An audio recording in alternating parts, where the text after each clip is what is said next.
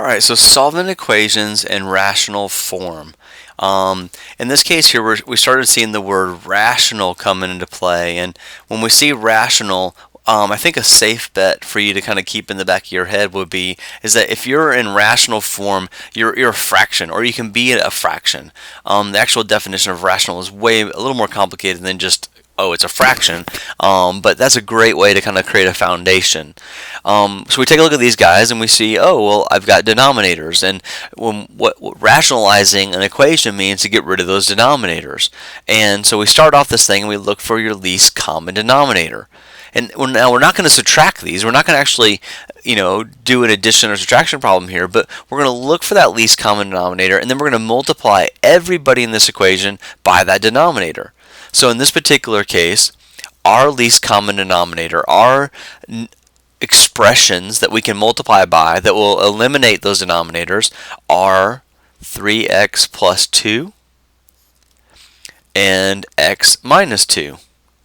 So if we take everybody inside of this guy and multiply it by those two things, so 3x plus 2, x minus 2, times 7 over 3x plus 2, and I'm going to put that in parentheses for a minute so you can see it.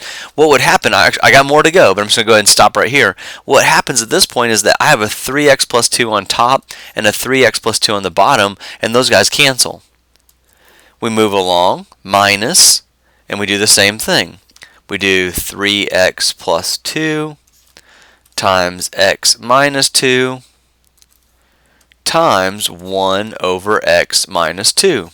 Same deal. Now I have an expression x minus 2 on top and x minus 2 on the bottom. Those guys can cancel. And then on the other side, we go ahead, and I apologize I didn't draw the arrow. On the other side, we multiply that. Well, 0 times anything is 0, so that just comes out as 0, period. So all of this times 0 is going to be 0. All right, now we do some housekeeping.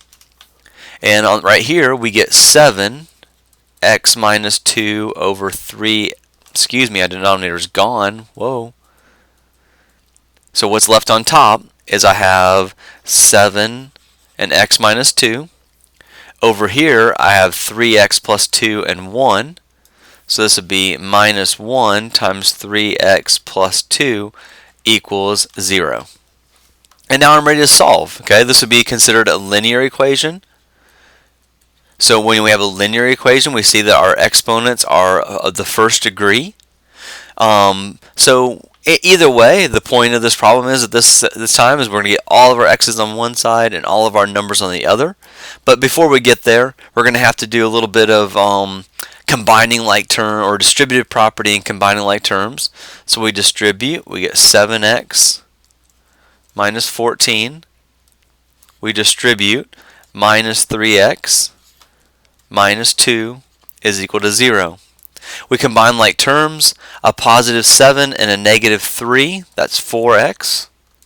We combine like terms, a negative 14 and a negative 2 gives me negative 16, set equal to 0. Now I'm ready to go ahead and move that guy across. So I add 16, I add 16, I get 4x equals 16. I divide by 4 and I get x is equal to 4. Now, there's a conversation that I didn't have at the beginning, and you've heard these words slip into my videos throughout section 1.4, and that is of extraneous solutions.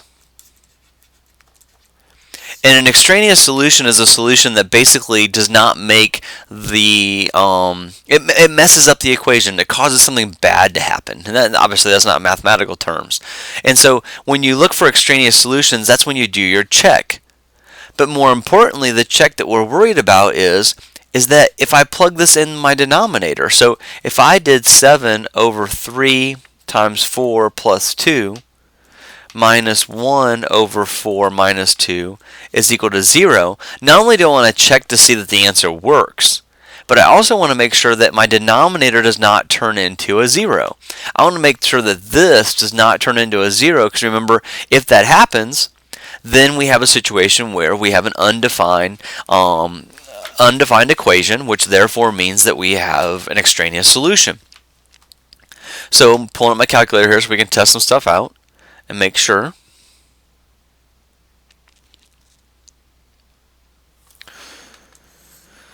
Alright, so we take this first equation, let's simplify it. 7 over 3 times 4 plus 2. So that's 1/2 minus, oops, wrong button. And then on the bottom we have 1/2. And sure enough, 1/2 minus 1/2 is equal to 0. So check, this solution does work, and it's not extraneous. It doesn't make the bottom bad. So if you get to come across something silly or weird inside of my math lab and you're doing this, and it's telling you that you have the wrong answer, it could be that you have an extraneous solution or something unusual like that. So think about plugging it in and seeing what happens at the end from there. Alright, so what I'm going to do is, because this particular one ends up being a linear function and we solve, I'm going to make 2 separate videos. So this will be a video that goes through and deals with rational, where you come out with a linear equation, and then we'll do another one, we'll make a rational come out with quadratic.